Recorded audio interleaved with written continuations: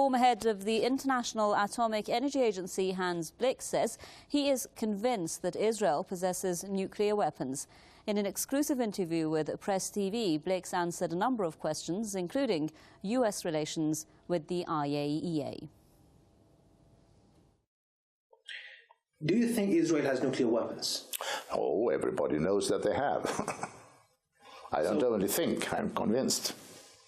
Do you think the U.S. government spied on you? Spying on me? Yes. I'm pretty sure of that. I wasn't sure at the time, but since then, my comment to that, I've been asked the question, how do you like to be spied upon? And I said, I wish to heaven that they listen more carefully to what I had to say. So you believe that the U.S. government spied on you? I think they did. They spied on me and on El Baradei. I think they spied on many others. And we know recently that they've also had spying on political leaders in the Western world. So that's probably part of the game. So they might be spying on Mr. Amano right now too, huh? Yeah, possibly. That's quite possible. But I have no secrets. I mean, it doesn't matter to me very much if they listen to my telephone conversations. How much of an influence the U.S. has on the IAEA? Well, every big power has some influence on it. They can come to the Director General and they say these are things that we find and we are suspicious and we should do this or that. So the Russians also have a lot of influence, Chinese too. Everybody has some influence, but clearly the big powers have more influence than the small powers. Did they ever come to you? Did they ever come to me? And yeah, they came to me many times. Our exclusive interview there with Mr. Hans Blix. Saeb Shaath is an author and Middle East expert. He's with us now live from Belfast. Let's get his thoughts. Mr. Shaath, welcome to the Top 5, sir.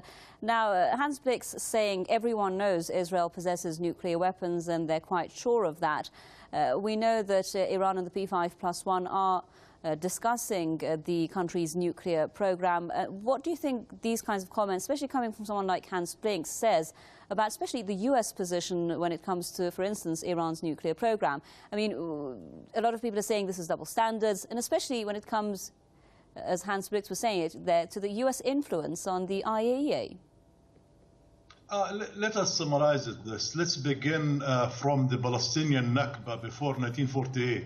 We know in 1946 and 47, and that is documented, the French government provided the Zionist terrorist gangs then.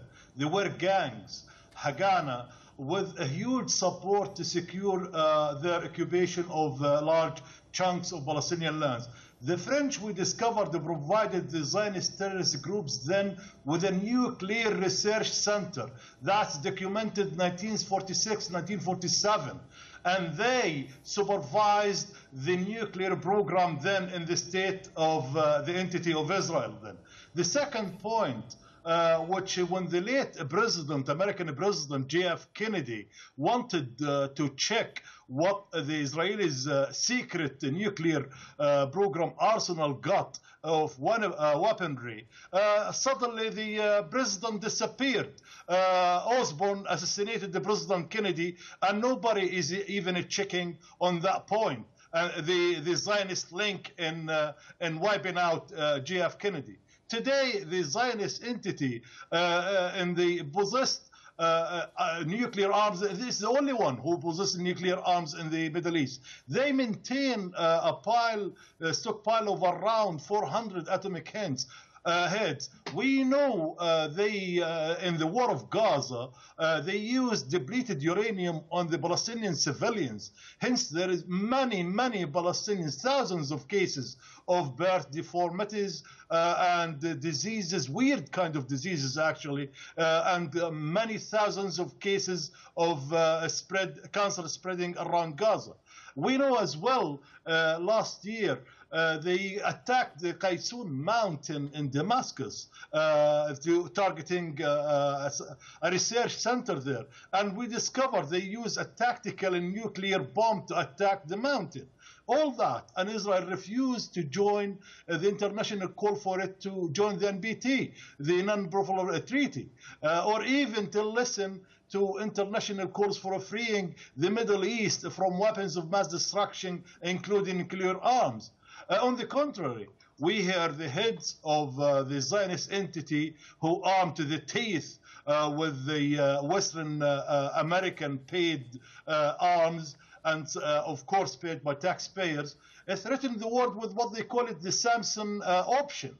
The Samson option is to annihilate the whole area. Israel possesses a real threat to a global security, while the United States of America ignoring all the calls from the region to rein Israel in. There is a huge responsibility the United States of America shoulders, whose politicians are competing with each other actually to show who cares more about Israel's safety and security, and who want to provide more funds and more arms and more technology. And we remember even Obama, when he offered a squadron of F-35 to Israel to appease it, just to accommodate one demands of the Palestinians. So all of that to appease the Zionist lobbies who's controlling the foreign politics of the United States, especially in the area.